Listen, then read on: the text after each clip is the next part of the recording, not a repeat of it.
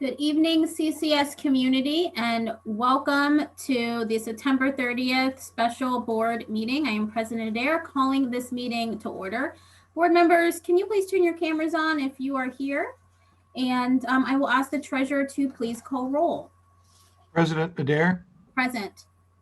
Ms. Beckerly. Present. Mr. Brown.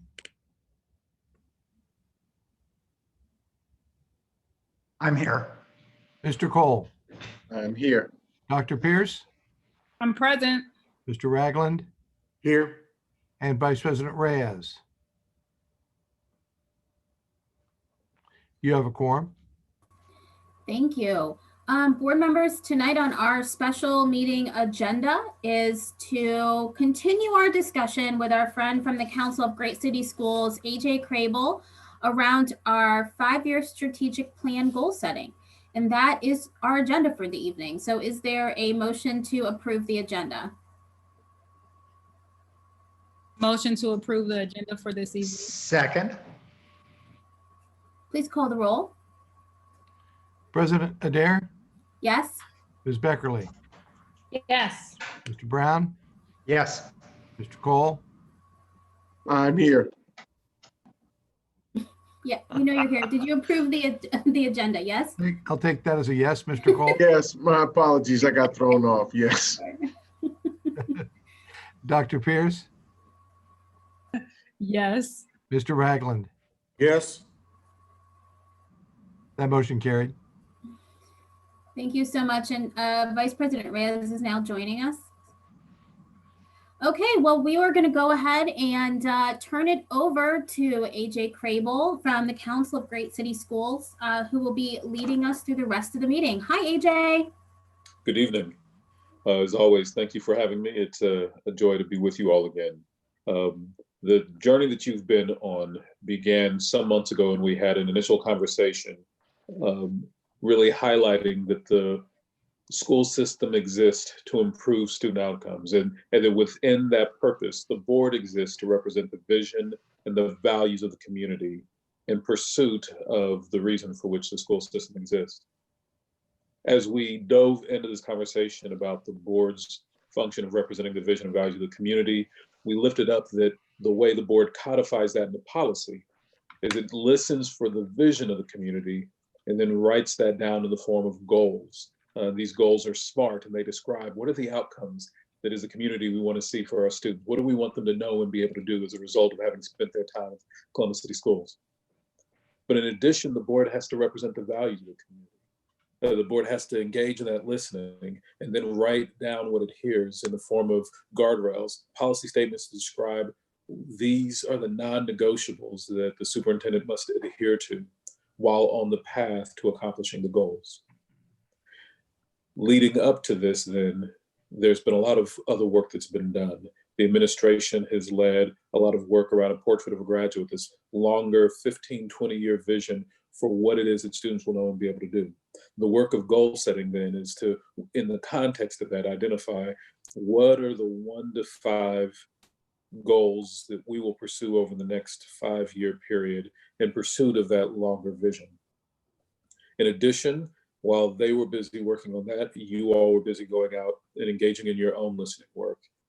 You went out to a broad number of community organizations, not to share, not to dominate, but really just to be of service and to demonstrate that service to community by listening.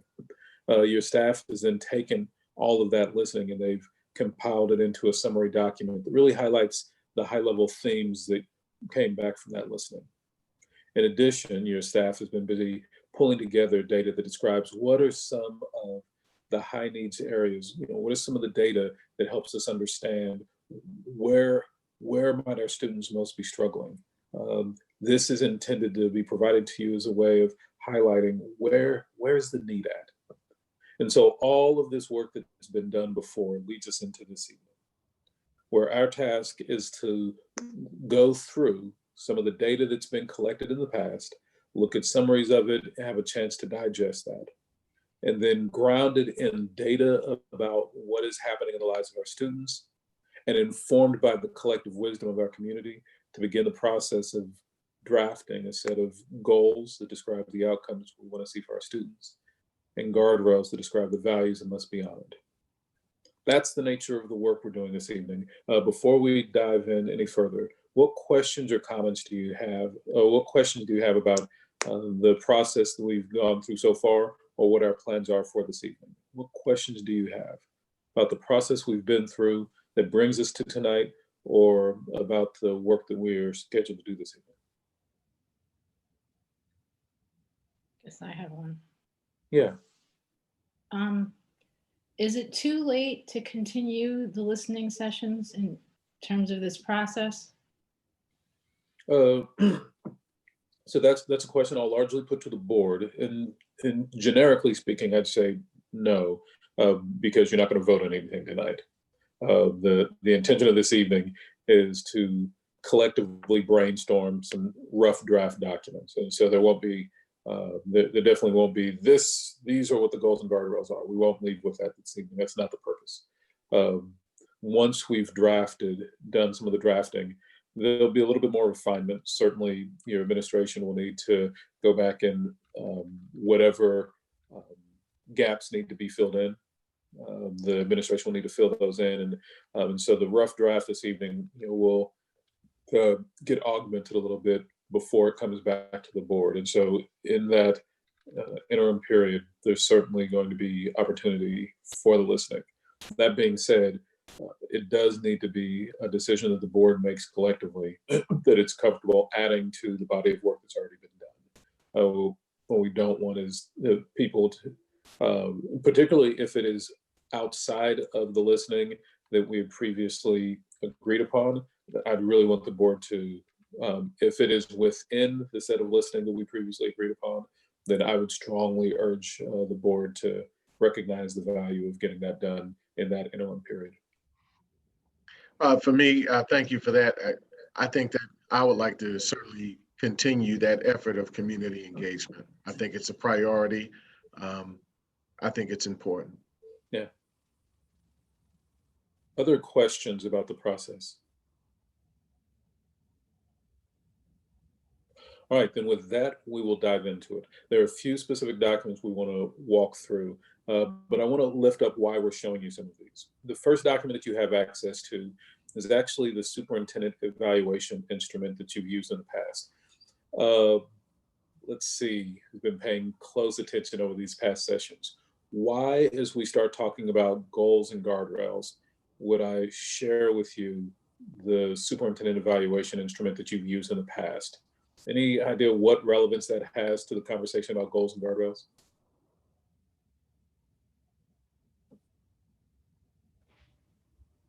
Yeah, Eric?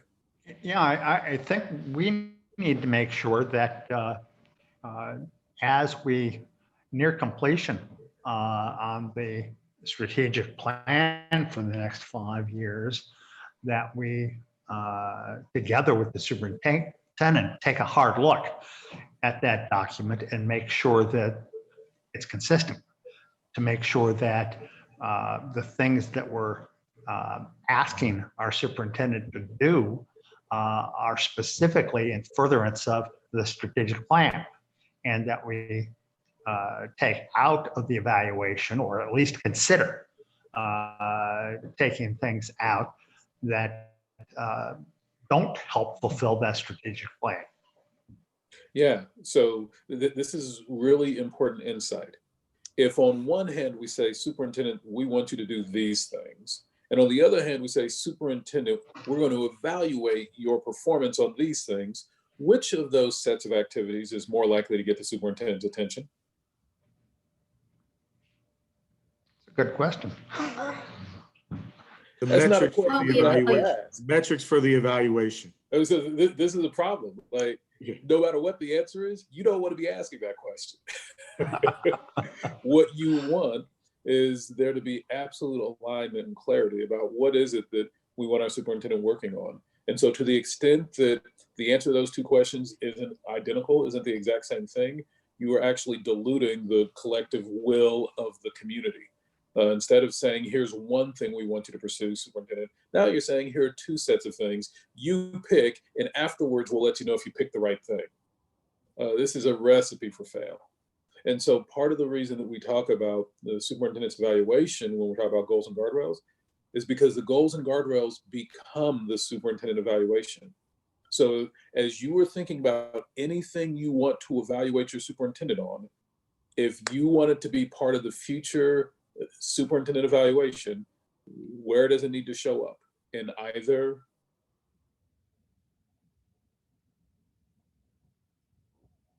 In both.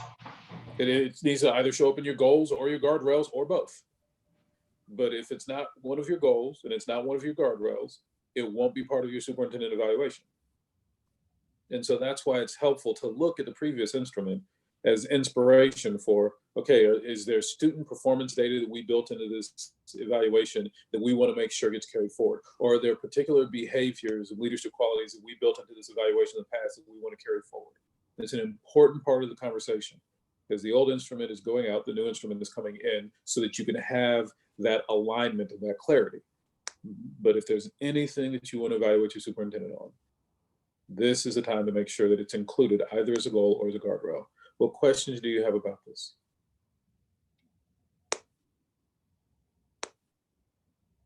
All right, so as you all were sent that document, my encouragement to you is you'll want to have these documents handy because we'll be going through these in real time.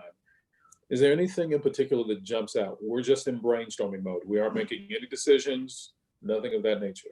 As you look at the previous instrument that's been used for superintendent evaluation, does anything in it jump out as something that you would potentially want to include as either a goal, something that describes student performance, or as a guardrail, something that describes a value that needs to be honored?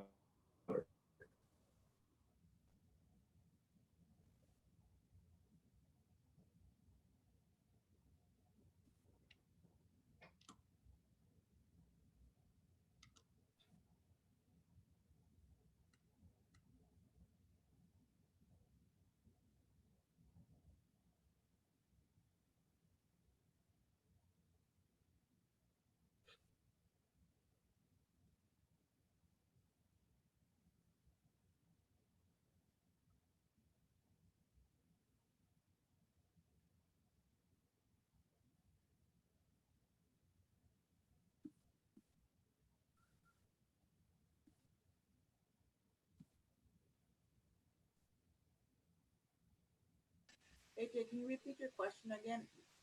Yeah, as you're looking at the former instrument that you all have used for your superintendent evaluation, recognizing that your goals and guardrails become the new superintendent evaluation, is there anything in there that you would definitely want to carry forward that you'd want to consider carrying forward as either a goal or a guardrail? All we're doing is brainstorming right now. We're going to do this with a few different documents. We're going to look at them and use them as information just to brainstorm off of. And so this is just the first document we're looking at. So I would like to keep all of them. I know that's probably a really bad answer. Only because we've done a lot of work on this. This is a complete redo of her evaluation.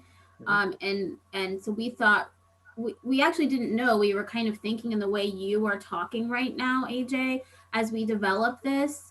The goals actually come from her short-term strategic goals. And so those are the 4 things that in this meantime, as we're building the plan, that we want to work on as a district. The competencies are those things, like you said, that just help her do her job, the day-to-day, the communication, the things like that. Now, looking back at where we've come over, the last year and maybe what we need to do, I mean, Ramona and I, because we are on a team to work on this evaluation, we've already talked about ways to, with the superintendent, to incorporate more of where we are now and strengthen some of those, but maintaining the goals, kind of the big buckets as they are. Because academic performance obviously is key. Culture and climate is something that we need to continue to work on with our entire staff. Talent management was an operations need that is a priority as we kind of move into this strategic planning. And then strategic engagement, which is a large effort of what we've done the past year, and the creation of the engagement group and all the work through COVID. I think these are 4 very strong ones. The way that we talked about equity, because I know everyone's like, that's not in here, but it's part of every single one of them. So it's an Yes. embedded, yes, it's an embedded metric in every single goal. So it's not a standalone. If I can add, answer your question, but if I can add too, I think it's important to put in there something relative to facilities. Something that really encapsulates, first and foremost, our policy commitment on that every 3-year cycle to the policy end of facilities. I think it's important to have that. Some time ago, before I was a board member, there was something in place called policy governance. And one of the executive limitations of that policy governance measure was facilities. So I think it's super important that we do incorporate that as something that is a goal and a guardrail moving forward. so it is in there as a general competency on page 11 under standard 5 resources. But again, that's a general competency. So if we wanted something more specific. I'm thinking of something much more specific, but thank you.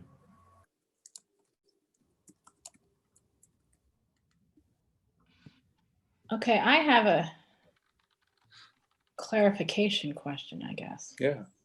I like all of the categories of the goals. But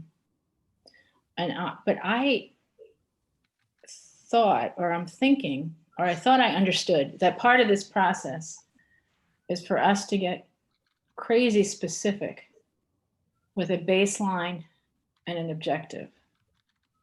Now, maybe that's not true for the evaluation, but that certainly was what we've been talking about for the strategic plan. It should be true for the work that you care about. So I guess I'm wondering if maybe that's that we need to think about structuring these with a baseline and a growth objective. So I want to clarify, this document does not accomplish what you just described.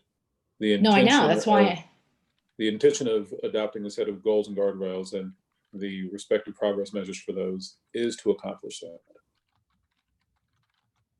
Which is why I'm suggesting to you that if you really want to set your superintendent up for success, you won't give her 2 entirely separate sets of metrics that she's supposed to be pursuing. Okay, but I have a question, even assuming for the sake of argument that these things are also what the strategic plan is. Oh, but you're saying that it won't be because the strategic plan is only going to have 3 or 4 goals. I'm saying it can't. If you want, you could absolutely adopt guardrails that speak to most of these areas. You could have a guardrail around culture and climate, one around talent management, one around strategic engagement, one around facility management if you want. That means you won't be having guardrails around anything else because you'll already be to 5. But yes, you could absolutely, that's literally why I've invited you to look at this document, is to draw inspiration on what are the things that you want to see happen in the school system. But what I'm suggesting to you is that what the superintendent evaluated on and what the strategic plan is built on should be the exact same thing. Having 2 separate sets of expectations, one that drives the strategic plan and one that drives superintendent evaluation, is going to dilute the ability of your superintendent to get either of them done. And that's the goal. So the update is only good for a year. And then once we get the strategic plan, that is the goal. It mirrors exactly what's in there to measure the metrics. Yeah. Yeah. So Let me the ask, goals and guardrails aren't going to, when's the next time you evaluate the superintendent? So she will be evaluated in June. Okay, so that evaluation won't be based on the goals and guardrails that you set. Correct. Because they'll just they won't have been around long enough. Correct. So it won't be till the 21 the first time school should year. be evaluated on the work product that you create through this process. It sounds like will be June of 2022, not June of right. 2021. Mhm. So just clarifying that's what we're building toward. We aren't trying to change what's happening right now today. We're trying to change where we're headed in the future. So just clarifying that for folks. So Eric had a question, then Tina had a question. Yeah, if I understand, and I'm not sure that I do, isn't it, this timing seems an odd time to think about tinkering with the evaluation form until we get further along and get settled on the 5-year strategic plan. Mhm.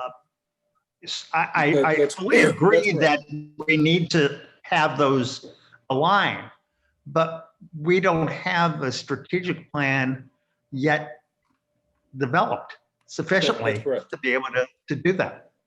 You're absolutely correct. That's why we are not trying to modify the June 2021 evaluation.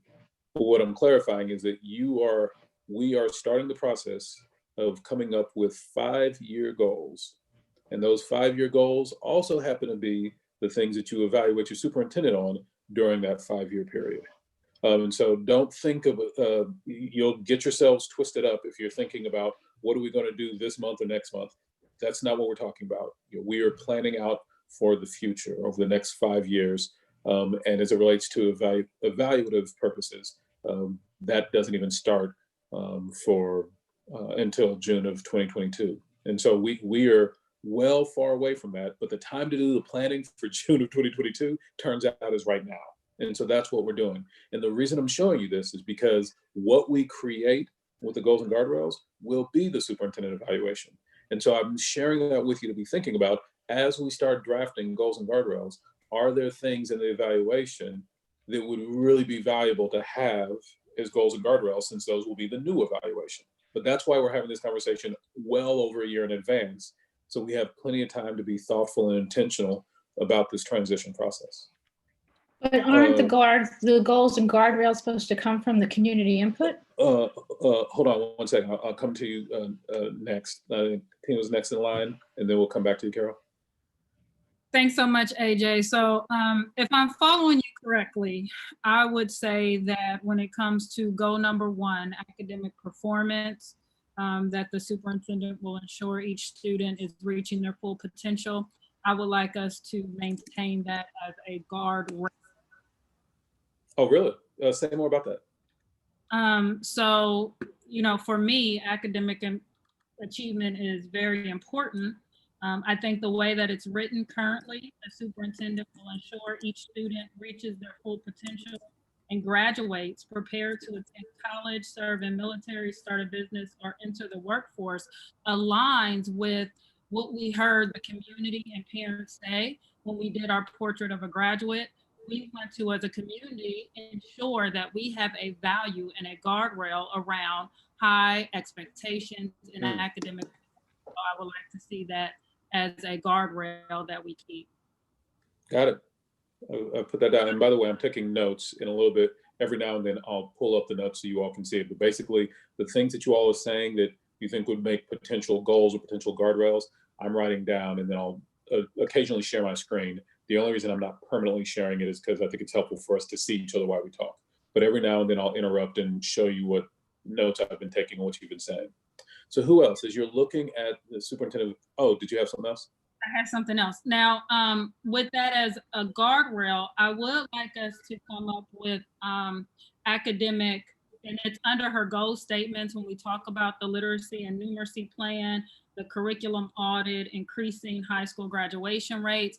I would like those goals to be more measurable and to really align with our equity outcomes. So I would like us to revise those goals underneath that guardrail. And that's, I have other ones, but that's, that's one that I can point to that I would like to maintain. So thank you. Got it. Carol. All right, I have more process questions. Yeah. All right. Are we talking about revising this current evaluation document? Or are we just talking about pulling stuff from it for the 2022 document? Okay, so the 2022 document. Then my second question is, I thought the goals and guardrails were supposed to come out of the community outreach sessions. Yeah, so there are two key sources for your goals and guardrails. Okay. The first source is student data, and we're going to dive into that next. And the other source is community feedback, which we'll also be diving into that this evening. But what I've learned over time is that board members often, though we repeat it frequently, and I think we've probably said it literally every time we've come together, that once you adopt a set of goals and guardrails, those become the key work that the board is focused on. So when it's time to decide whether or not to adopt the budget, what is it that we pay attention to? What do we look for alignment with? Goals and guardrails. When it's time to decide whether or not to vote on a particular facilities issue or not, what are we looking to see if that decision is in alignment with? Goals and guardrails. And when it's time to evaluate the superintendent, what are we using as the basis of that evaluation? Goals and guardrails. And so because that is a critical part of the evaluation process, that's why I invite you to take a look at your current document that you're using, and you'll be using it, for the 2021 school year, because that's where we're already in. The thing is, it is absolutely atrocious HR practice to get into the middle of a school year and then tell your employee what you're going to evaluate them on. So you've already got an instrument for the year that we're in. So it doesn't make sense to try to change the instrument for the year that we're in right now. You wouldn't want your teachers treated that way. With, hey, let's start the year with these expectations, and then mid-year, let's switch to these expectations. And my question was more, if the two sources of goals and guardrails are student data and community feedback, why are we essentially considering a third source, which is the current evaluation? Because I can't seem to figure out how to get board members to take seriously that your goals and guardrails are your superintendent evaluation without directly lifting up the superintendent evaluation. So eventually this will be gone, but that won't happen until June 2022. And what you'll be left with is the goals and guardrails that you developed that we're starting with this evening. But having a comparison helps ground that in people's mind. So when we come to this next June and people say, hey, so how are we going to evaluate our superintendent next year? Everyone will say in one big chorus, we've already come up with that. It's our goals and guardrails. I would think that it might be useful for us to actually schedule a date in the spring of 21 that we sit down and really fully review the evaluation form. At that point, we will have the strategic plan in place, and so I would not recommend, and a reminder that we need to do that. Yeah, so I would not recommend that you alter the June 2021 evaluation. Like, if that's something you all do. I'm talking about the form for 21-22. Oh yeah. And I'll absolutely work with you through that process. Absolutely. It'll be a slightly different form, but also that's because all of your metrics will be SMART. So really, it comes down to either she got it done or she didn't get it done. There's not a whole lot of conversation involved with that. Either it happened or it didn't happen. And so then now we're at a question of, okay, so how much of this needed to happen for us to be confident that the superintendent continues to be the person we want to carry our school system forward? But it'll be real black and white. Either these things happened in reality or they did not happen in reality. That is distinct from your existing instrument, and that it is entirely based on the opinions of 7 people who are quite lovely, but frankly, not always the best people, the most qualified from your experiential backgrounds to make judgments on some of the items in this evaluation. And so that's why what you are the experts on, you're not all HR experts. You're not all cultural transformation experts. Here's what you are experts on. You're experts on the vision and values of the community. What are the collective aspirations of the community? What are the values of the community? That is your area of expertise for the purpose of serving on this board.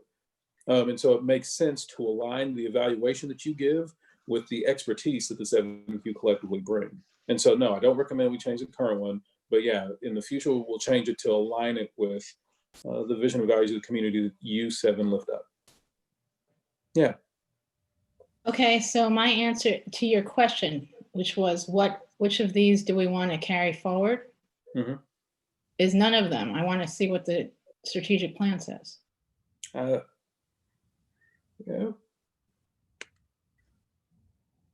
Anyone else? Reflections on this document before we move on. All right.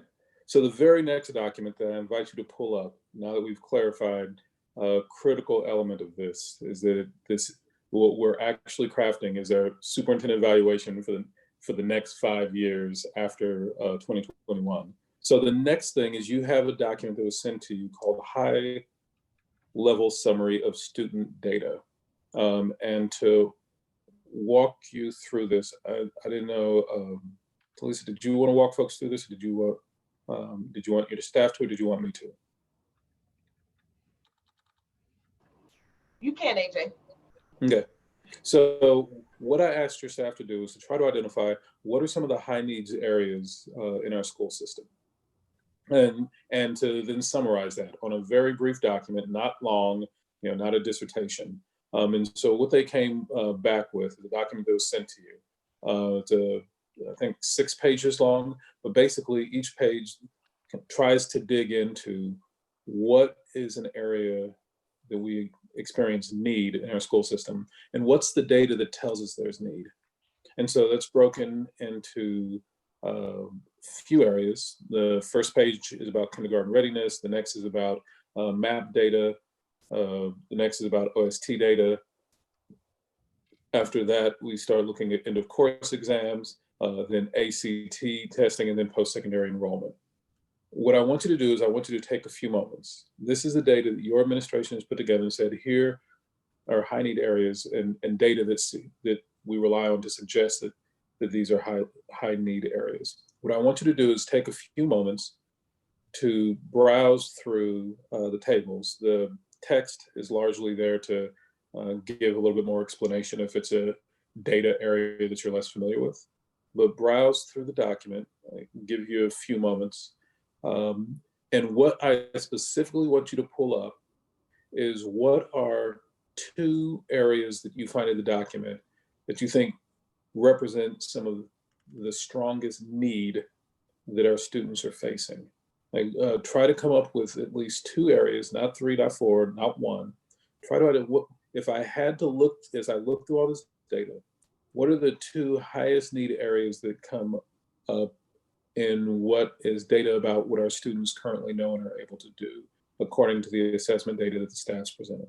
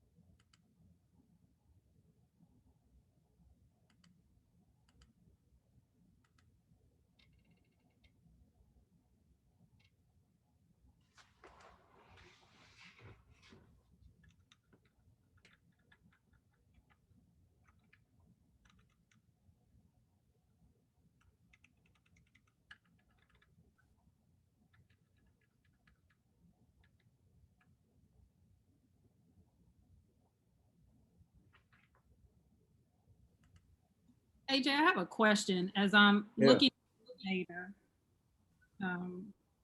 And I guess I got the email at 4:59, this document.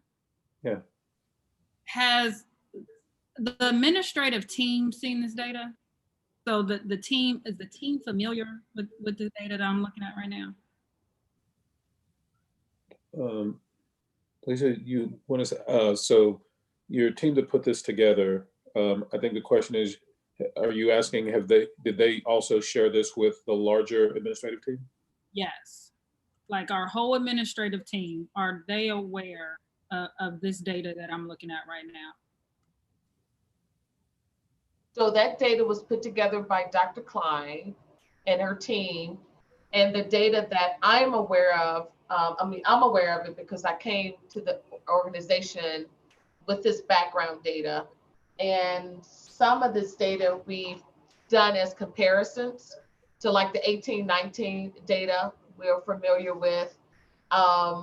Probably the 17-18. I'm not sure how familiar people are with the new team with the 15-16, 16-17 data.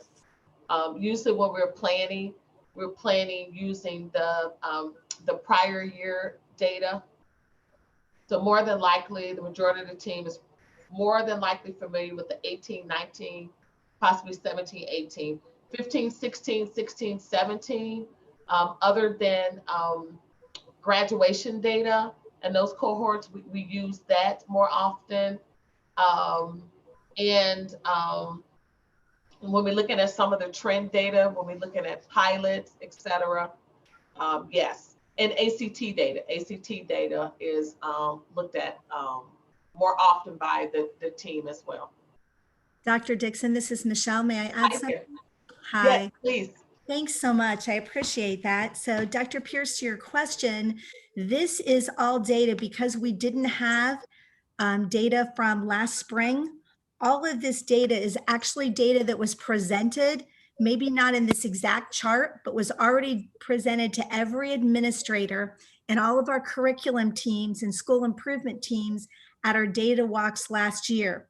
Now, we didn't get to have an end of the year data walk, but keep in mind that on the O Drive that everyone has access to, and Rhonda Welch, who is our Director of Testing and Program Services, sends emails out every time there's new data. So for example, our American College Testing ACT would go to all of our school counselors and social workers.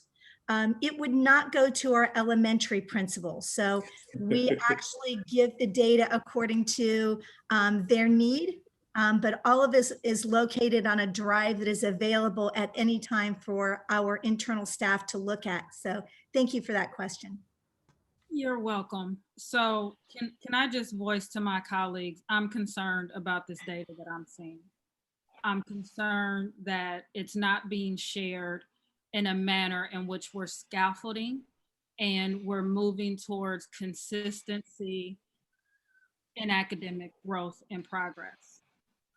For me, as an educator, if my third grade reading guarantees impact how a student is entering into a foreign language in middle school, into an algebra class in middle school, then I, as an educator, as a principal, need to know at the elementary level, what do I need to do to increase these scores, to increase this performance, to move us forward. So I'm concerned that the data is only shared with people on a need to know basis. And so AJ, this task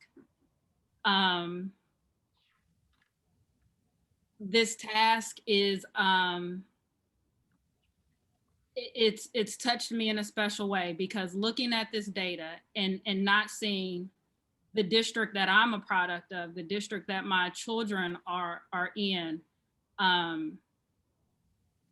this doesn't reflect how smart our students are. This data doesn't reflect how smart our students are. It doesn't reflect the hard work that our teachers are doing every day in the classroom, that our community partners are doing to work alongside our educators, to work alongside our schools, to ensure that families and students have support so they can excel in school. So I know you want us to look at this with just that data lens on, but I just have to be honest and let you know that I can't look at pure data without my emotions coming into play. And right now I just need to express that this data doesn't reflect the promise and the power and the potential of the babies in our Columbus City schools, the students in our Columbus City schools. If you are reading this data brief closely, it would be difficult not to have some emotive response. That is absolutely an appropriate response to the data, because it does not describe what our children are capable of. It doesn't describe, who our educators are, but it does describe in various formats what our students currently know and are able to do, to the extent that it's been assessed. And so what it lifts up is, if this is not the limit on what our children can do, what adult behaviors do we have to begin changing immediately to give rise to the full potential that exists? There's nothing wrong with our children. They have all the curiosity, all the intellect, all the desire to succeed at high levels that God gave every other child in this country. Now the question that faces this board is, what specific goals are we going to adopt and guardrails are we going to adopt that hold our school system accountable for living into that promise that exists in each one of our students? There are alignment issues that are at stake. There are resource allocation issues at stake. The hard part of this process is confronting the reality that for far too many of our students, as a group of adults, we are not meeting their promise to the full extent capable. And to be blunt, when you look at national data trends, I don't know it's true for Columbus. I pray for you that what's true elsewhere is not true here. But if national trends are anything to go by, the neediest students in Columbus have probably lost significant ground over the last 6 months. This data may actually be optimistic in some places. And so, yeah, the idea that looking at this might trigger an emotive response is entirely appropriate. If it did not, I'd question why you're here. Yeah, Carol?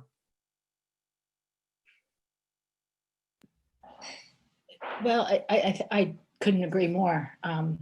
My emotive response was for me to leave high school and go to elementary school when I was teaching.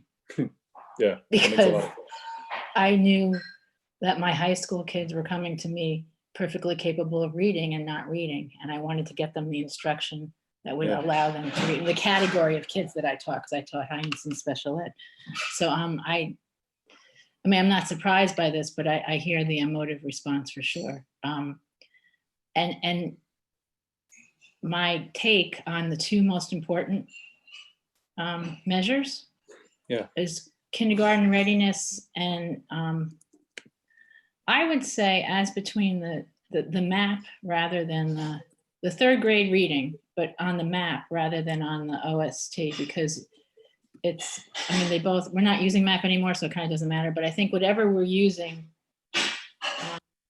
as our formative assessment, our beginning of the year, end of the year, middle of the year baseline, that number, that data, and the KRA are probably the most important, because the truth is you can, and I'm saying this as a complete expert, which I'm not, I'm not familiar with any of the research, but my professional experience was I can teach math to a kid who's missed math. I can backfill math a lot easier than you can backfill reading.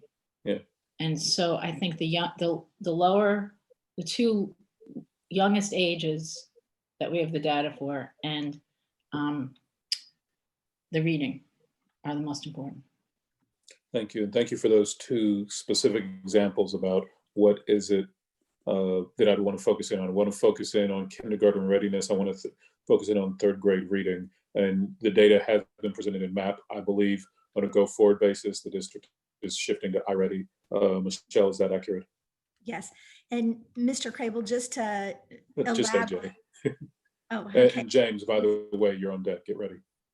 Okay, AJ, I just wanted to share that regardless of whatever assessment program that is utilized, whether it's MAP or iReady, in order to get different results, we're going to have to ensure that all elements of the instructional core are supported with ongoing professional development for students, teachers, and content. And that's the most important thing, not the assessment itself. James, if you were going to identify 2 items from this data summary that stand out to you as being some of the greatest need areas that the board might need to focus on, what would those areas Yes, be for you? sir. The first is kindergarten readiness. Our not on track numbers are we really need to do a better job there. And I know we've already placed a lot of emphasis on pre-K. All this does is just demonstrate that there's even more need. And so kindergarten readiness and then 3rd grade reading for me are the 2 very important ones. And I know that this administration has really put a lot of emphasis into that from very early on. And I do want to speak to board member Dr. Pierce's point. I agree with her. This data does not reflect who we want to be. It does reflect who we are and what we need to do to improve. I mean, while the document may be a newly formed document for the purpose of tonight, the data exists, and we know that it exists. We've seen semblance of this data for quite some time, over time. The general public may not know specifically what these metrics are, but this is demonstrated to them in their homes, and in the lives of their children, and in the lives of their grandchildren, and the lives of our graduates. I mean, this is literally the work. And I know that it is gut wrenching, and it has been gut wrenching for a while. We've done a lot around here to try to sugarcoat it, quite frankly. And we can no longer do that if we want to prioritize student achievement with what it is that we are doing. And so this is the data, this is what it is. That is literally why we are here today, to make sure that we improve this. And again, it goes to whether or not the 7 of us have what it takes to do what is necessary to get us there. And we talk about this consistently because it is our responsibility. And, we've got to accept this for what it is. We see it in the unemployment numbers within our community. We see it in the poverty numbers that are within our community.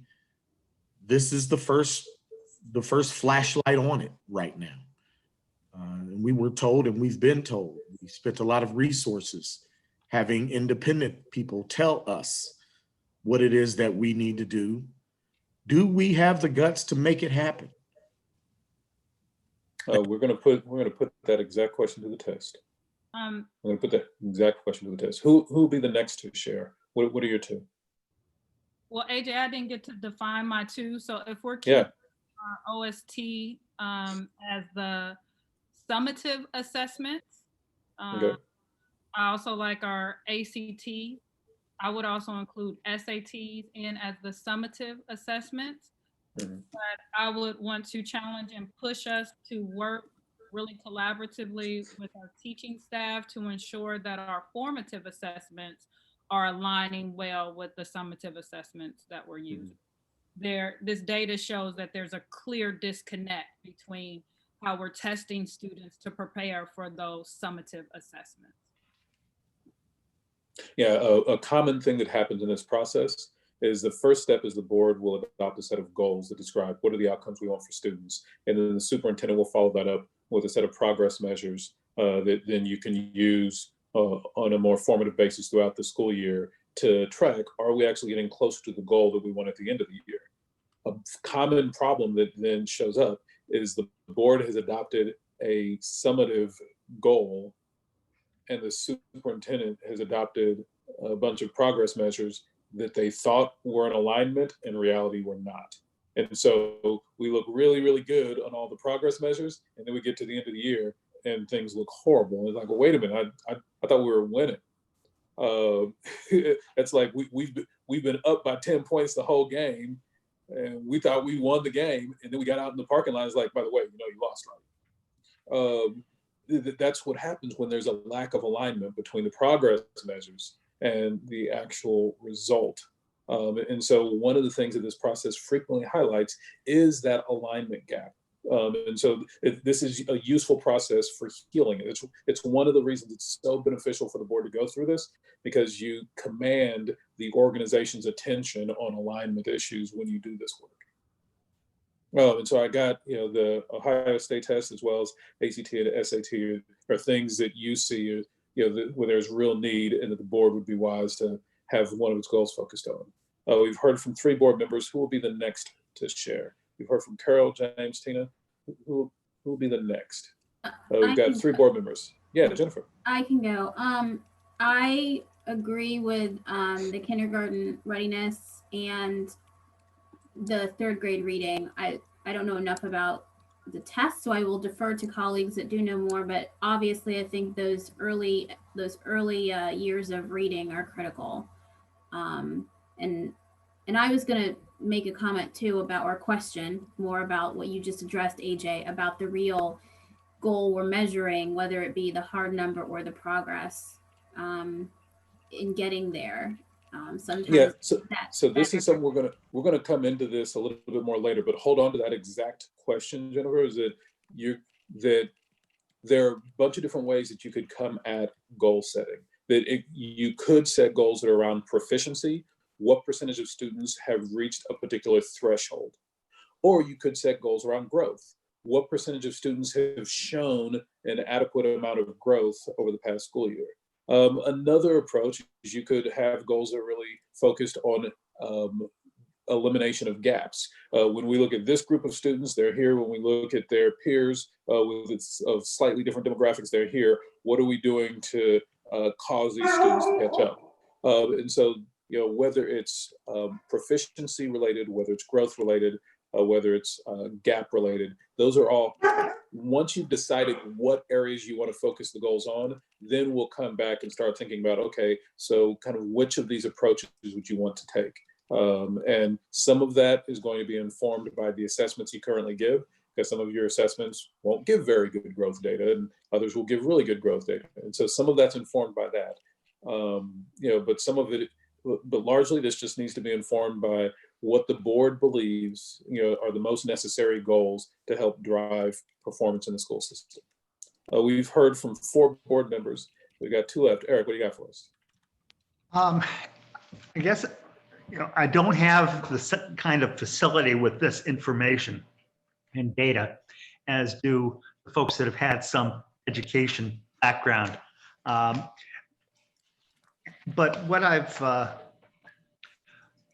I guess in listening, it seems as though there is nobody not in agreement on the kindergarten readiness assessment.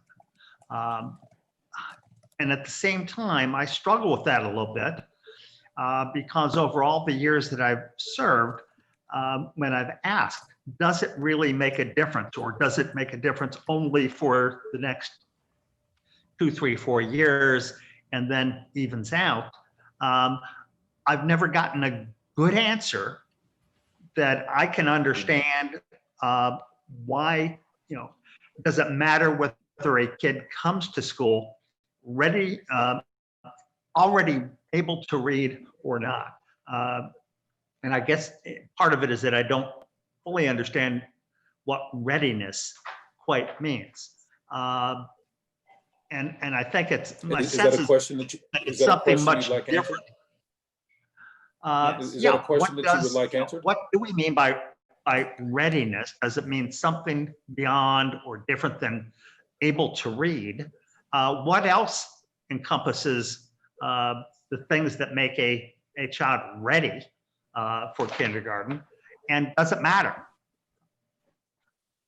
All right, Michelle, you're up.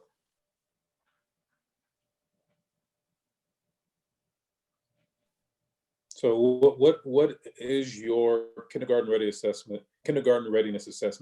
What is it actually looking at? When we say a student is or isn't kindergarten ready, What does that mean?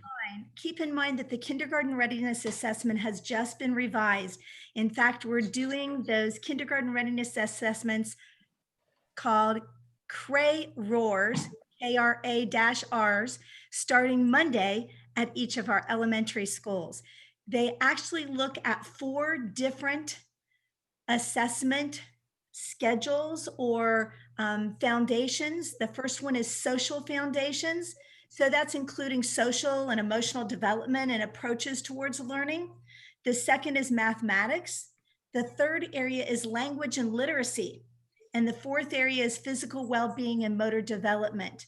And those particular areas were created by a team of teachers and administrators around our state of Ohio. This is through the Ohio Department of Education.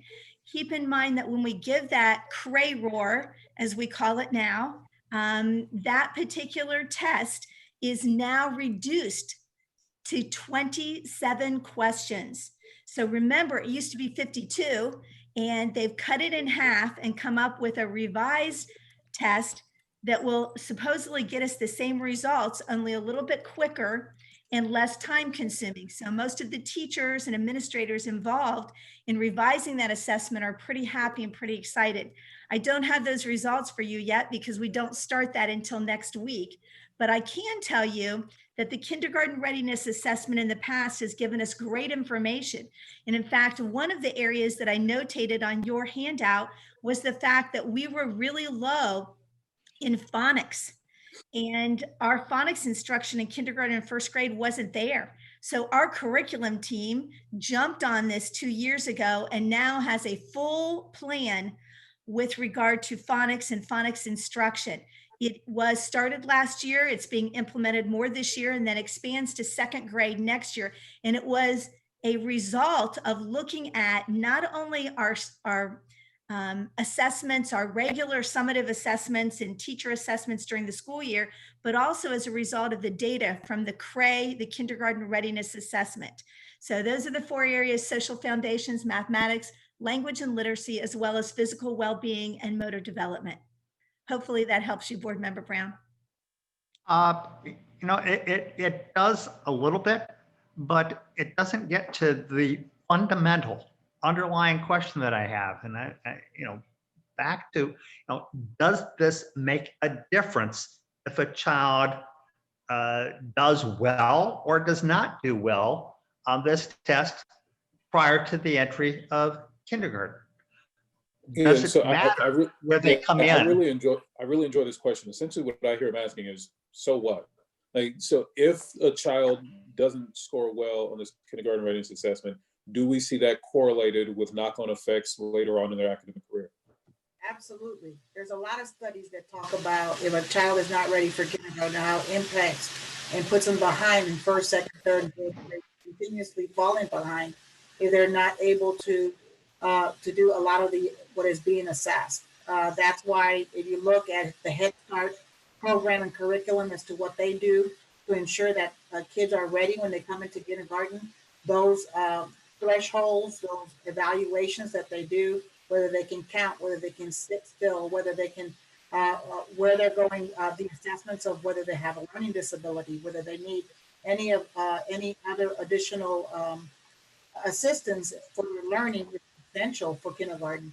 Studies have shown that if they're not prepared, we have seen this year after year in Columbus City schools, they do fall behind rather quickly. From reading to mathematics. I don't have the studies in front of me, but I didn't mean to take your thunder, Dr. Klein. I'm sure that's what you were going to say.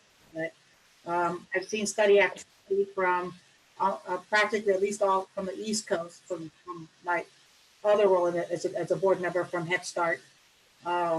Cognitive skills, learning ability, structure, all those things that a person, an individual student would need in order to be successful and continue to grow from year to year, kindergarten, first, second, third, fourth, fifth grade. You're absolutely correct. One thing I want to call to your attention, if you look at the column under the kindergarten readiness assessment 3-year trend chart that says emerging Columbus City Schools District. You can see in 17-18, we had 32.2% emerging. That's the lowest level, 31% in 18-19, and then 30% in 19-20. Of those children, we actually tracked those. 89% of those children were not on track at their following year's end of the year assessment. So remember, those 17-18 kids, that was quite a while ago. So we looked at the stair step effect of each group. And so if they're at emerging when they enter, they don't have a very strong likelihood of being proficient by the time they get to that 3rd grade. So that's why it's our job to find the interventions and the MTSS that will work for them to make sure that we ensure that they are successful in reading at the 3rd grade level. Now, in a few moments, I'm going to ask Eric to, give his ideas on kind of what are his priority areas now that he's got his questions answered. We're going to refer to Ramona as the thunder thief from here on out, since you took all of Michelle's thunder. And then we're also going to come back to Ramona to get your 2 as well. So while we're giving Eric just one more second to think about what his 2 priority areas are, the question that Carol asked is apropos, and so I want to address this. The job of the board is to represent the vision and values of the community. Wherever that vision takes you and wherever those values take you, that is where you are supposed to go. And so her question is, well, wait a minute, can we as a school system be held accountable for kindergarten readiness? Well, the answer is, if that's the vision of the community, then that is what you put in goals. And then your superintendent does in fact become accountable for that. It's literally part of her evaluation on a go-forward basis, which means she's going to have to come up with strategies. So Talisa, we'll put you on the spot real quick. So let's imagine the board adopts a goal around kindergarten readiness. What's 1 or 2 examples of what that means you would need to do differently as superintendent? If the board said, hey, now we want to see kindergarten readiness go from here to here, what's 1 or 2 things you might have to do differently as superintendent, or what are things that you might have to begin implementing more aggressively or differently than you are now? The first thing I would do staffing. I would staff all my kindergarten classrooms with 2 people. It would be a kindergarten teacher and a kindergarten aide automatically. I think we put more resources to help. And secondly, lower the class size. I would have smaller classes and another teacher resource there. There would be 2 things. So that would help you address the deficit once they arrived. Correct. What would you do to prevent that from being a deficit? Oh, yeah, the curriculum. We got to invest in making sure that pre-K, first of all, the kids that are entering, we have to have strong pre-K programs, and we do. And we invest in expanding those pre-K programs and put an emphasis. So when students come to us, the pre-K is the district investment, right? Prior, with the hope that those pre-K students and families will stay with us and come to us in kindergarten.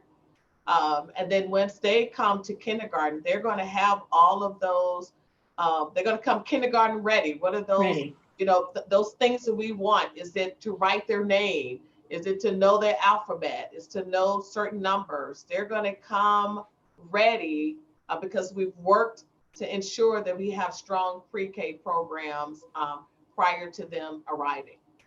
So the reason I wanted her to describe that is to make it clear. Your job is not to make the superintendent's job easier. Your job is to represent the vision of the community. And so if what you come up with as a goal requires substantial adult behavior change organizationally, then you're probably doing your job. And it's on the superintendent to then adjust appropriately. All right, Eric, you're up. And James will get your question in. If you want to put it in the chat box, I can make sure to get it in quicker. But otherwise, we'll get to Eric and then Ramona, and then we'll get to whatever question you want to ask that's not in the chat box. Eric, what are your 2 priority areas? Thank you.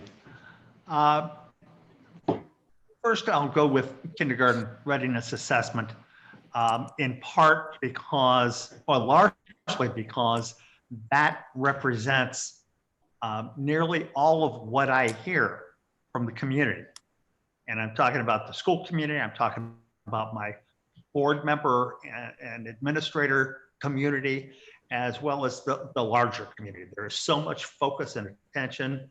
I think that it would be hard for me to say that does not represent and reflect what this community wants. I will say, and I don't think that we should further discuss it, but I've still got some fundamental questions, and I'm not quite there yet. But the second area, and please write those down when you get a chance, because I'll want to follow up with you to make sure that we get those answered for you. okay. The other area that I had looked at was the third grade, and specifically the math. I think reading is important. I would not underestimate the importance of that at all. But I think that based on looking at this data, that math is considerably behind. That we're farther behind on math than on reading. And I guess my own view is that math is valuable and helps in lots of things. It helps with respect Yes, to creativity, with respect to arts, with respect to understanding the world. And conceptually, I think math is sometimes undervalued. So I would point to that. So you're thinking kindergarten readiness and sixth grade math are the areas that you're kind of most focused on? Yes. Okay. Ramona, what two areas would you lift up? So again, it's Eric, I'm gonna have to agree with you a little bit. So, so AJ, I think it kind of reminds me of where we were before. So we've had to Eric's point about kindergarten, we've been attempting to, as a district and as a community, attempting to address kindergarten readiness. Why I made my comments. We talked about the delays and how many of our children do not continue to succeed if they're not ready for kindergarten. And I've worked with the community and have had a lot of people come on board talking about, getting our daycares up to par, giving them curriculum. A few years ago, we loaned our pre-K curriculum to some of the mom and pop daycares out in the community, and to ensure that if the children were going to ultimately be in the district, we wanted them to be prepared for what we were sharing resources, knowing full well some of the differences of urban and some of our poor students. The research talking about, the difference between a child that gets read to at night and one that doesn't even have a book to get read to. So we talked about that. We talked about the requirement or the practice that if a child is unable to read at level at third grade, that's another key determinant of success, future success for a child. If they're not ready in that level at K3, they tend to be behind in fourth, fifth, sixth as they move on. And we've also talked about math, the K7 math. If they're not on in line with K7 math, that also has an impact because by eighth grade, I mean, obviously not when I was in school, we weren't hitting algebra when we were in high school, but nowadays our kids are doing algebra in eighth grade, seventh and eighth grade, because studies and curriculum have noted that those are some keys to success. So you've identified 3 different areas so far. If you're going to narrow it down to just 2, what would those 2 areas be for you that you think the board should most focus on with its goals? Well, I'm saying that K3 and kindergarten, they all have an implication as to the success of our kids. The data hasn't changed. It's been the same for years. Kindergarten readiness, K3 reading, and K7 math indicators. So Still three different things. So if you're going to narrow it down to two things, what would those two things be? well, obviously, it would be kindergarten readiness and reading at grade level for Early literacy. yeah.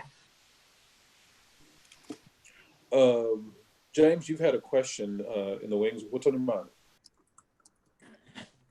Thank you.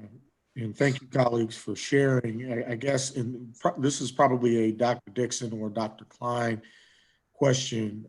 This is just a hunch from me, but in my mind, kindergarten is the first area where we begin the negative aspects of social promotion.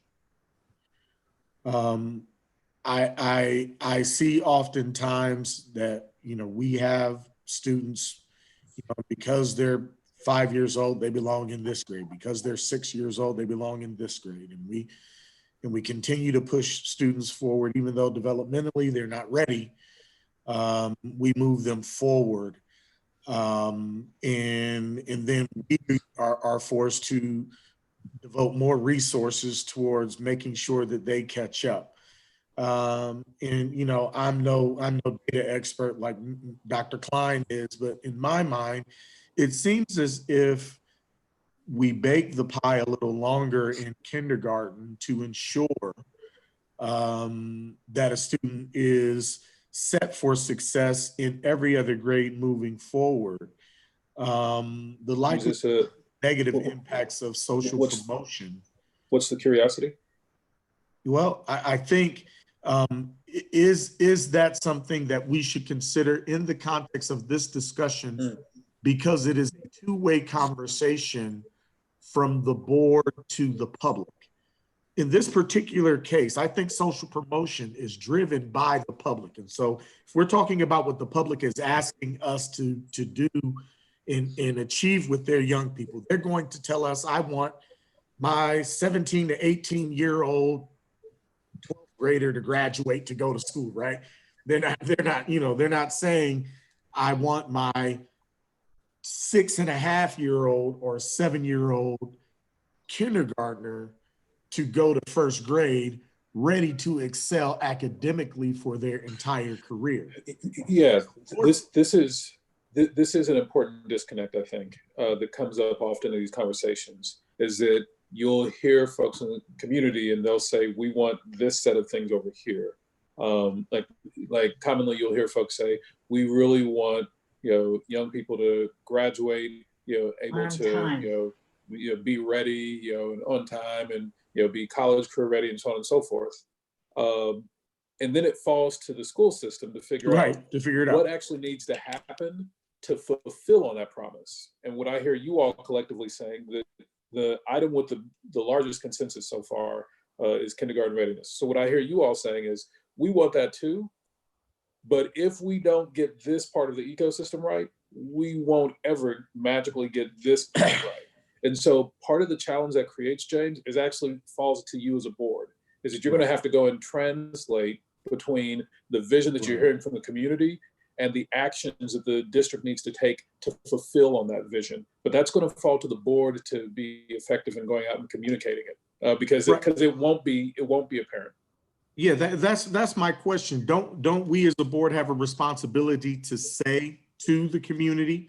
I know Dr. Dixon would, as the educational expert, and Dr. Klein, those two educational experts can really kind of line that out. But as far as us being community representatives, don't we have a responsibility to speak directly back to the community and say, in order for us to achieve the goal that you're asking, developmentally, you're going to have to work with us on some, groundbreaking things that we think are going to help us achieve the long-term success that you're asking us to do. And that may require us to break some of the norms that have existed in education, in urban. Yeah.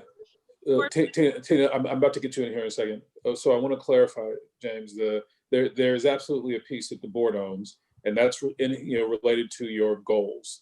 That those goals are a reflection of the community's vision. And so as a board member, since you represent the community's vision, you have an obligation to go and report out to the community, how are we doing, relative to our goals? And when you are doing that, and somebody says, well, wait a minute, we all said that we wanted to see, kids graduate, on time.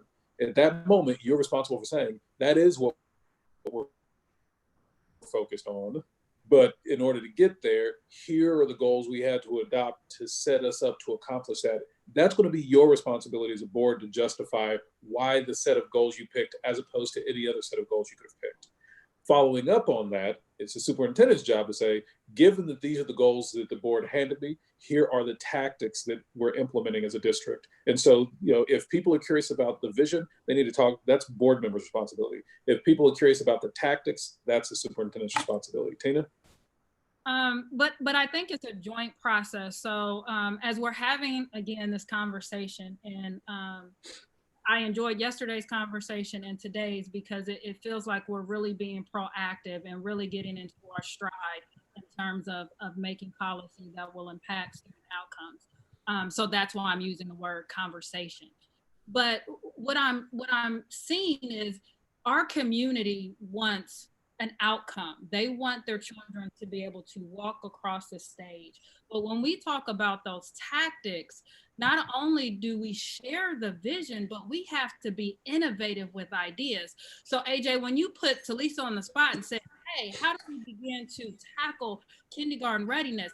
My mind went to, as soon as a family has a baby and they are in the hospital and that baby comes out, wouldn't it be great that that baby's getting a care package from the Columbus City Schools that includes a book, that includes magnets with ABCs, that includes numbers. So they're reading to that child as soon as that child comes out the womb, that we're telling that child, we're excited and can't wait to see you in kindergarten. That's the type of stuff that our community wants to see from us. That's the vision that they want us to bring. If we see there's a disconnect in the 7th grade with our students going to Algebra 1, what are we doing learning intensive in the summer of that 6th grade year? So they're still doing math, so they're engaged in the classroom. How are we partnering with COSI so they're having those opportunities? So for me, we can't be a board that simply goes out and meets with people just to meet with them to say, hey, here's the vision and here's what we're doing. We have to be a board that has innovative ideas, that we're not just, going and saying, here's the resources that we're giving you, Talisa, so you can make this happen, but that we have skin in the game and that we're coming up with these ideas and that we're working alongside the administration. So I think this conversation is so much deeper than just what does the community want.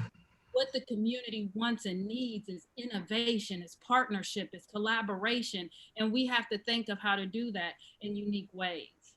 Yeah, so how radical your staff gets is always going to be a function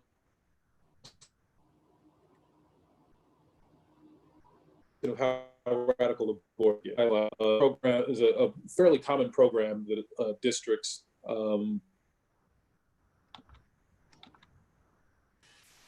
AJ, you're great. Yeah, you're freezing. Uh-oh.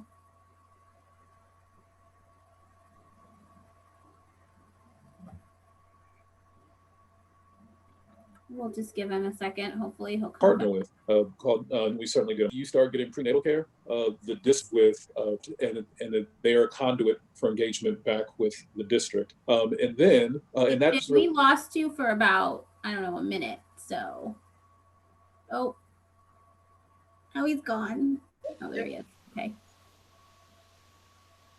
Apparently we got too radical. So for example, the nurse family partnership, you start getting prenatal care up until about 6 months after birth. They'll constantly be working with the family to really engage in what are the behaviors and practices that can best set baby up for success. And then after that, your next step in the conduit might be parents as teachers, where from 6 months old to 3 years old, that you have an educator who's working with families, again, supporting them in that way. And then you got to have high quality pre-K and then high quality kindergarten. So if as a board, you want that full type of pre-0 to 5 infrastructure built, it's on you to build goals that really obligate the superintendent to move in that direction. Because what you're really talking about, and I just want to be clear, You start talking in that direction, what you're really saying is we want to see resources migrated from other areas of the district to be applied to these areas.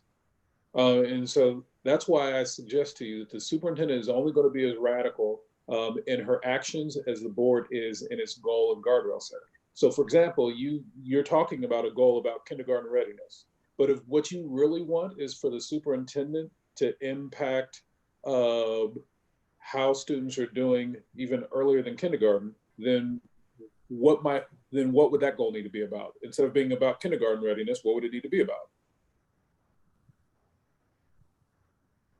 I mean, might I suggest that goal needs to be about meeting in earnest with community partners. So meeting with our OBGYN clinics, meeting with our WIC clinic. Well, hold on. So those are the inputs. What is the result of those partnerships? So the result is we have relationship with those families, that those families are coming in kindergarten ready. I mean, those kids are coming in kindergarten ready. Well, so yeah, but you're talking about kindergarten ready. Mm-hmm. But I'm saying, if you say you want kindergarten readiness, the most common thing that your administration is probably going to do is focus in on exactly what you heard the superintendent say she's going to focus in on, supporting students in kindergarten and making sure that you make improvements and expansions in pre-K. What you're talking about is even before that. Yes. So what would that goal, instead of being a kindergarten ready goal, what would it need to be in order to push her earlier into that cycle? Well, for me, I think it's a partnership. It's a goal around, partnerships and collaboration. And if I can add, and then because there's a partnership that currently exists with that, future ready, right? So when I think about those things in the partnership, then how do we partner and not do that work that a partner? How do we make sure we're a good partner and expand our partnership? And to your point, Tina, maybe it's okay. What is this organization doing? So maybe what can we add to their work and not take over their work, right? That their work does become our work. So I get it. I get what you're saying. It's almost like Massillon, Ohio football. They said every time a young boy is born, they put a football in his crib, take it to the mom, But I get it. When our kids in the city of Columbus, we want them, and maybe that is the work of the, engagement and communication, another arm. But it's always that balance of whose work is whose, and what work do we partner, and then what work do we take on. So I get it. As soon as you had that example, I'm like, yes, but that's a partner's work, and how do we strengthen that handoff? So yes, here are all the great school districts that all of our future, our cities, our families have access to. And then when do we come in? And is it before pre-K? Is it, and then once they come to pre-K, we have a pre-K fair, all of those things, because those are our investments, before, because we don't get any state, we don't get that funding, that ADM funding for our pre-K students. But to get a return on our investments, we want them to come to us in kindergarten. So I get it. And that goes under what strategy as we move forward. But yeah, great thoughts of being innovative and making sure people understand our programs and want to be a part of our programs. It's good. So Agent, one of our goals look like what we as a board will want to see from Dr. Dixon then is, I don't know, maybe she's meeting monthly with Future Ready. Maybe she's sharing our pre-K curriculum with surrounding daycares by holding informational sessions once a quarter. Is that absolutely not? So those are all inputs. So the leap that you're trying to make, and I was trying not to telegraph it too much, but I'll just dive into it. The leap that you're trying to make is, if you want to influence the readiness of children coming into pre-K, who are the students that you have to be serving? Who's the student at that point? And I'll give you a hint. It's not the 2-year-old. Parent. Seniors, is it our? It's the parent. It's the parent. That's absolutely correct. And so you just need to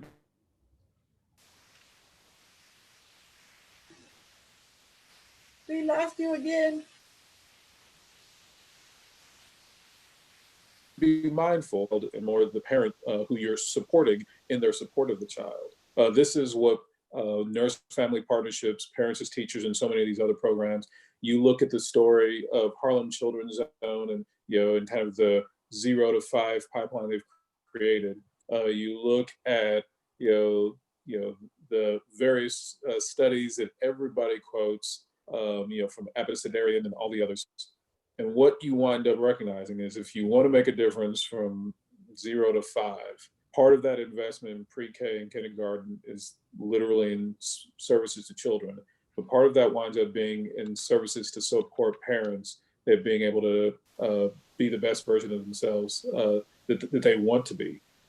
As a practical matter, what you wind up doing is saying, we're going to divert resources from other parts of our system that are serving children to divert them so that we are making sure that there are proper services at this other end of the spectrum, which is partially for young children, 3, 4, 5, but is partially for parents.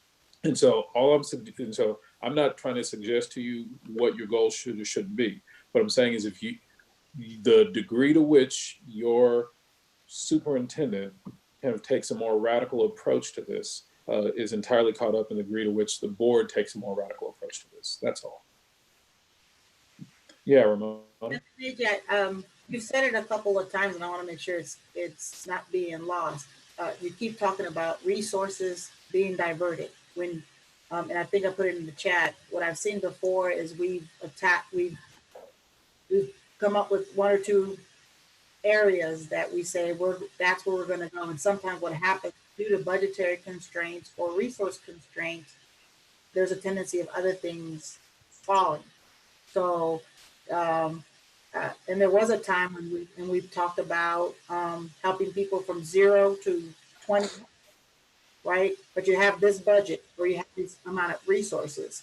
So I want to make sure that it's not lost, that you keep on talking about as we think about being innovative, as we think about what we want to focus on, that we also understand, we have these resources, this budget, and we have to your point, look at the areas that we want to have the most impact in ensuring that we have the resources to do that. And then in those other areas where perhaps we still want to have impact, we leverage community resources or partners to ensure that we're able to continue on the work.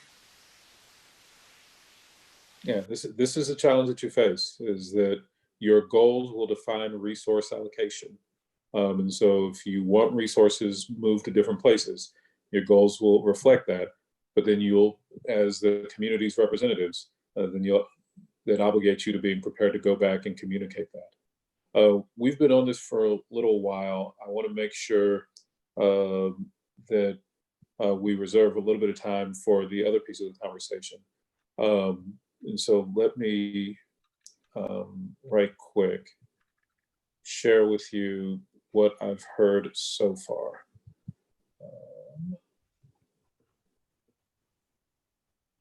So what I've heard so far is these are the items that folks are most curious about seeing potential goals come out of.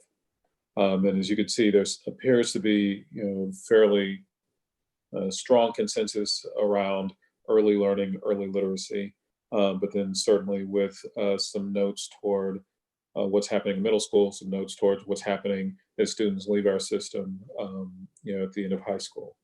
So that's what I'm hearing so far, just based on what you all have said and been writing down. And so I'll keep adding to that as you all keep sharing.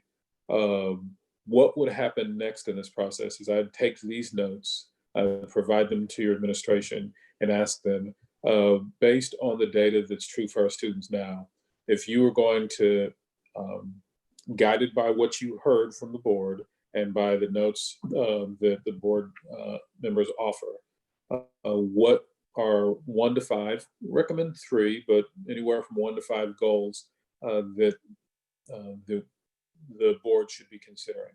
And then the next time we come together, we'll actually have that. So I'm going to get a little more feedback from you about what those goals might look like before we switch over to guardrails. But just know that whatever we come up with tonight is largely the brainstorming phase. We will put pen to paper and be much more concrete in the next phase when we have feedback from the staff. So the next slice of this that I want you to do is I want you to each take a moment to write. So if you have pen and paper, pencil and paper, that's preferable. I always encourage people at these moments to write in reality and not electronically. Something about that just seems to be stronger for retention purposes. What I want you to do is, and for the period that you're doing this, I will put my notes back on the screen. What I want you to do is I want you to take a moment and think, if we were going to have a goal, a set of goals, what might those goals actually be? But the thing that I want you to do now is I want you to add some more specificity. These are not going to be real, but they are to help the administration, be able to brainstorm and understand the direction that the board wants to go in. And so I'm going to offer you some specificity around what these goals might look like.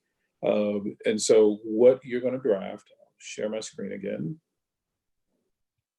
What I'll ask you to draft is no fewer than 1, no more than 3 potential goals. But the goals need to have a few key elements. We've talked about this before, but it's been a while.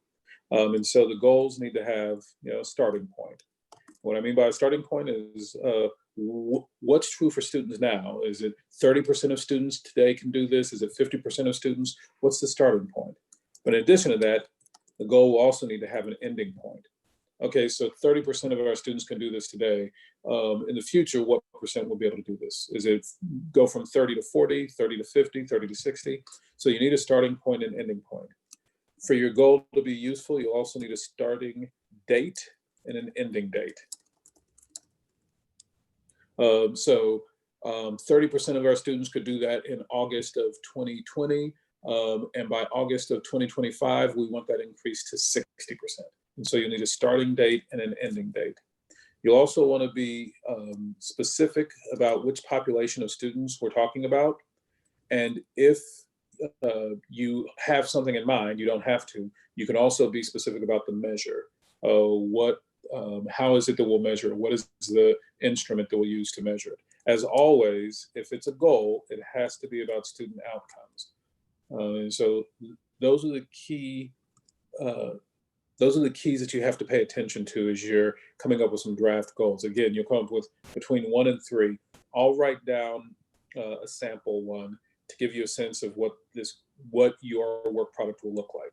So maybe riffing off of the kindergarten theme that's been started here, the percentage of kindergartners who are ready, according to the KRA, will increase from 50% in August of 2019, which I think is when that date is from, to 85% by August of 2024. We'll go up 2025, make it a 5-year goal. So right now, when we think about the starting point, what's the starting point for this draft goal I've put together? What's the starting point?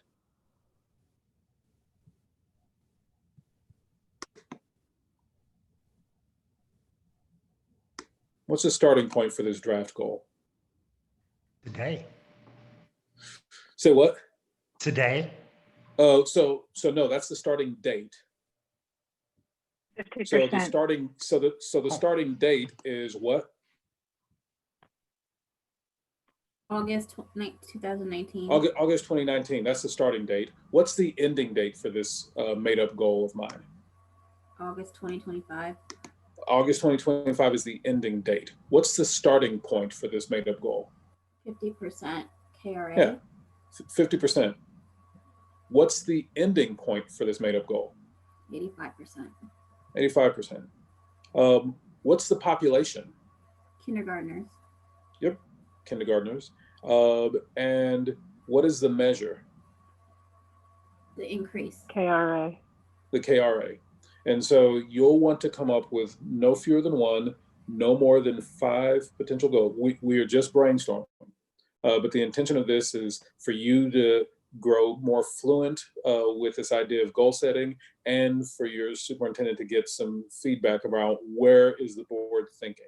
So take a few moments and go ahead and come up with no fewer than one, no more than 5 draft potential goals. They'll need to have a starting point, ending point. If you don't know the actual data, that's fine. Fill in the blank, or you could just put from X to Y.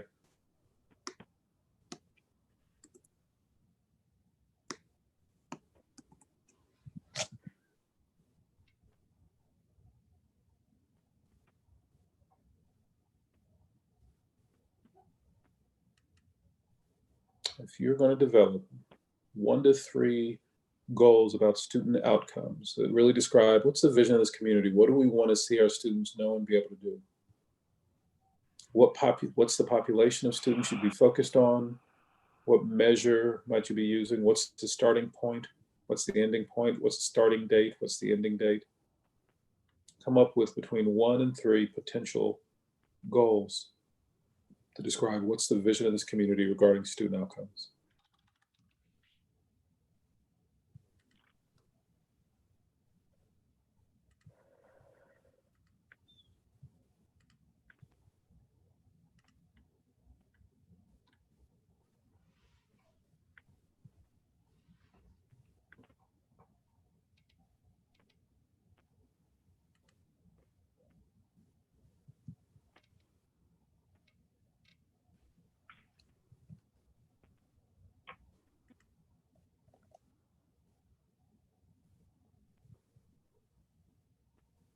What's the population of students, however you want to define that? The population could be by age, by grade, by proficiency, by some other demographic or socioeconomic indicator. What's the population we want to focus on? What's the measure? The measure typically needs to be more of a summative nature, but that measure could be describing proficiency, it could be describing growth. What's the starting point? What's true for our students today? If you don't know, just put in an X, something to indicate that we can have the superintendent fill that in later. What's the ending point? How much growth are we expecting to see over the timeline? What's the starting date? What's the ending date? Come up with no fewer than 1, no more than 3 potential goals.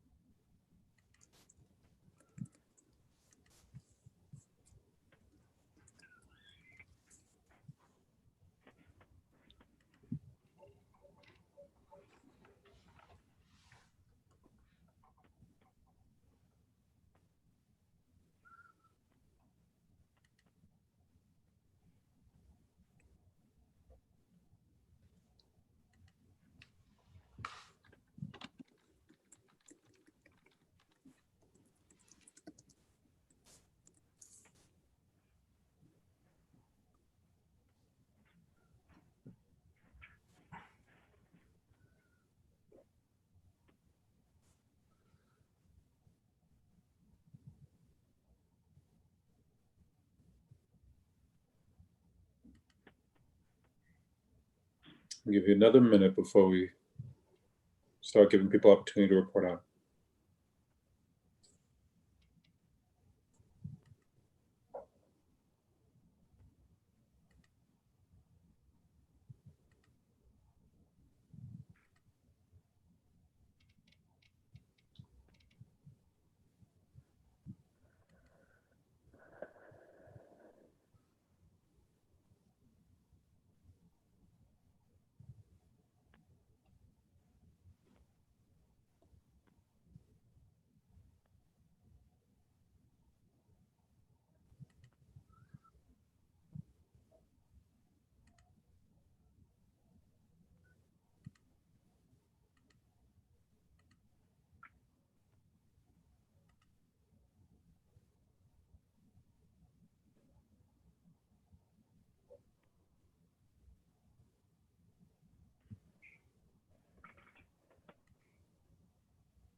All right, who will be the first to share?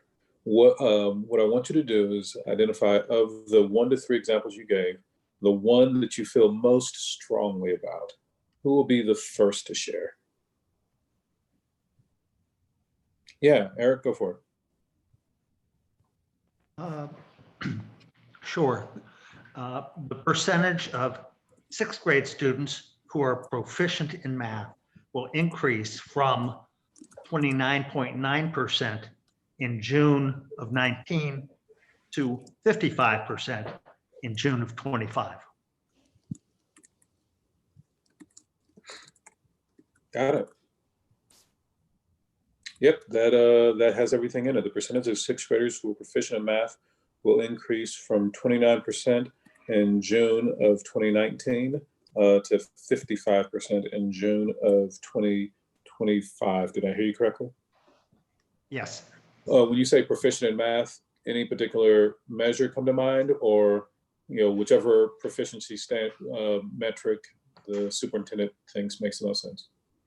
The latter. I'm looking at the data that we were given. Yeah. Got it. Excellent. Thank you. And thank you for being the first to share. Who will be the next to share? Which of the ones you wrote, the 1 to 3 that you wrote down, which one most resonates for you? Who will be the next to share?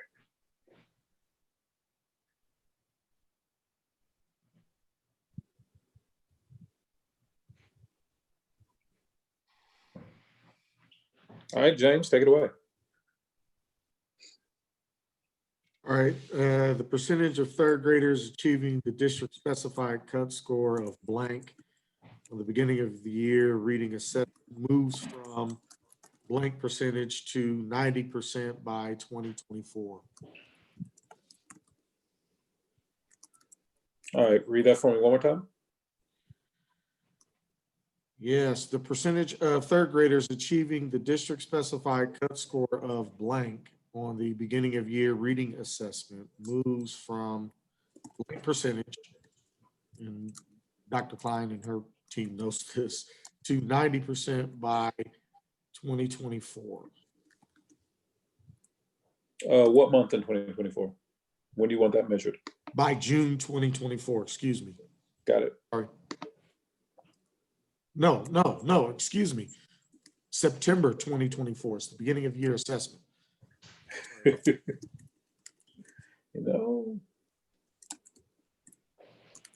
All right, so the percentage of 3rd graders achieving the district specified cut score on the beginning of year reading assessment moves from X% in September 2019 to 90% by September 2024.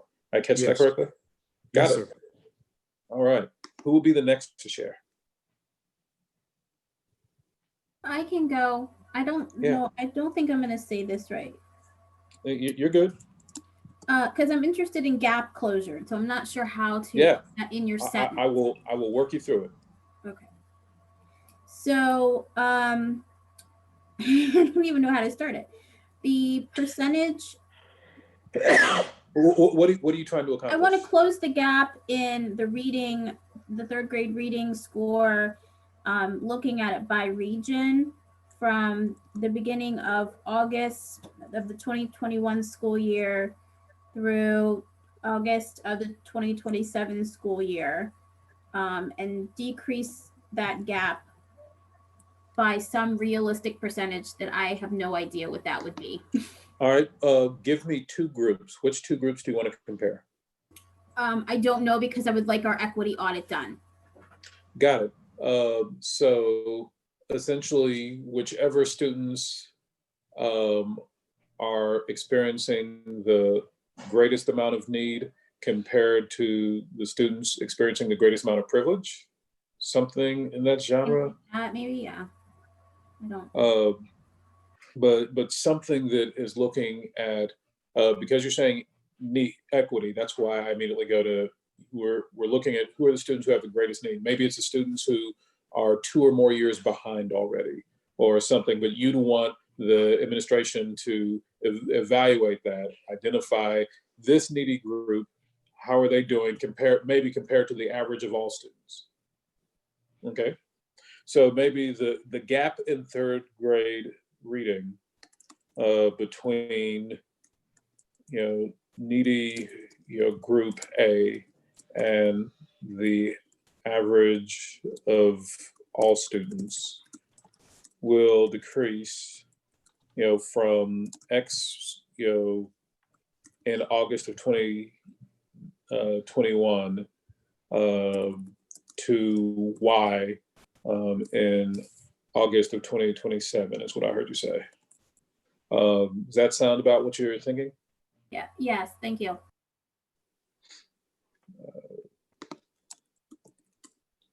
All right. And so we've got 2 that are really about proficiency. Now we have 1 that is about gap closure. I like that we've got some diversity in our goals. Carol, what do you got for us?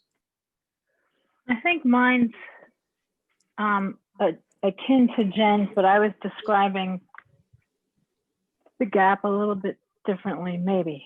I said by the school year 2024-2025, the percentage of students who score less than 60% on the fall to spring target growth for reading for the MAP, just choosing that as the instrument, shall increase by 25% as starting with the baseline of 2018-2019. So if you look at that MWA chart in K through 3, everybody's below 50% right now. So in every grade level, we want to get that up to, if you're a kid that went below 50%, we want to get you up by 25% in 5 years. Although that doesn't work though, because then we're following a particular kid. Yeah, so I wrote it a little bit differently to see if this makes sense. It might not. By August 2024, the percentage of students scoring less than 60% on MAP shall decrease from X in August 29 to Y. Right. Okay. Yeah, you're right. That's the way to say it. Got it.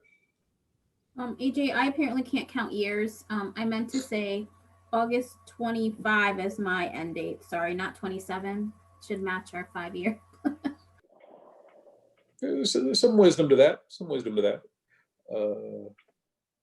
Dr. Pierce, what you got for us? So mine's is a little complicated because I want to show growth. Excellent. Our college readiness. So the percentage of sophomores completing the ACT by August 2022 will increase from 0 in August 2018-2019 to 50%. So that would be our August school year, our school year of 2021-22, using an average ACT composite score of 18 and increasing to an average ACT composite score of 20 by August 2025, which would be their 2024-25 school year. From 18 to what? To 20. So the percentage of sophomores taking the ACT who are earning an average 18 score and who increased that to 20. Let's see. Got it. The percentage of sophomores who are taking the ACT and earning and who've increased their score from 18 to 20 will increase from 0% in August of 2019 to 50% by August of 2025. All right, so yeah, this. So what she's trying to capture here is, are we actually seeing students grow? Yeah, the number of students who are actually growing, we want to see that number grow. That's what she's getting at. And so it's less about, you know, what percentage of students are actually proficient. What percent of them are showing that they're at least making progress in the time that they're with us? Does that make sense, the distinction that she's drawing here? And so, yeah, that's different from a proficiency goal. It's more focused on, are we actually seeing growth, and can we increase the number of students who are actually causing to grow? And interestingly enough, she didn't even say seniors who are growing. She said sophomores who are growing. So yeah, she is definitely trying to color outside of the lines all evening, and this is yet another example. Let's see, was that 5? 2, who's leave it? Ramona, I don't think we got yours then. And that's because her video's off. He had to take a quick break. Sorry, she told me she'll be back. All right. Madam Superintendent, did you come up with one that you wanted to share? You said board, so I didn't. I know I did. I know I did, but I also know that superintendents have this tendency toward opinionatedness. So I thought I'd check in to see if you had something you want to slip in. Say, I like the diversity and the thinking about the work, right? And I like when you talked about, you know, gap closing, you know, closing that gap. And then the number of students, even when we talk about those ACTs and SATs, and I'm thinking, okay, sophomore year is always a good year you should target. And then in the back of my mind, I'm saying, oh, you know, those tests are probably going to, you know, doing away with those tests long term. What's going to be another college readiness assessment, right? That we can kind of think of. So just kind of glad to see that, right, thinking outside the box and really thinking about looking at the data. That there was a smart exercise and saying, what do we want to see different? And then it's going to bode so well with our PDK audit, because we already know what are those curriculum resources and then the policies that the board has to put in place to kind of help drive some of that work too. So this is, as always, AJ, is great conversation and really getting us to think differently and owning this work moving forward. Well, what I want you to do right now is to take a break. We've spent a couple hours just focused in on a conversation around goals. And so, so far, based on all of that feedback and that brainstorming, I will leave up my notes for a little bit. Here's what we've got so far.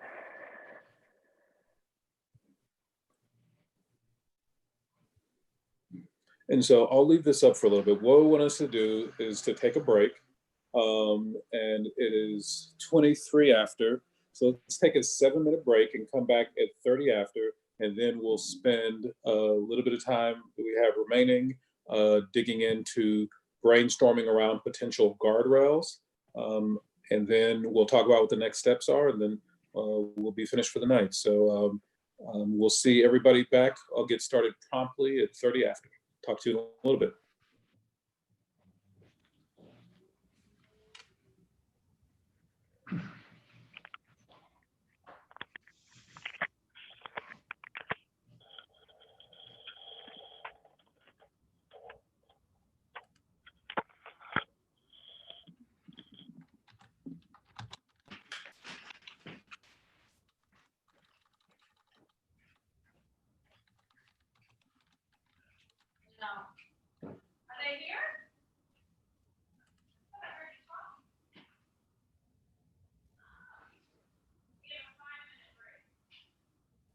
Misty, could you please mute everyone?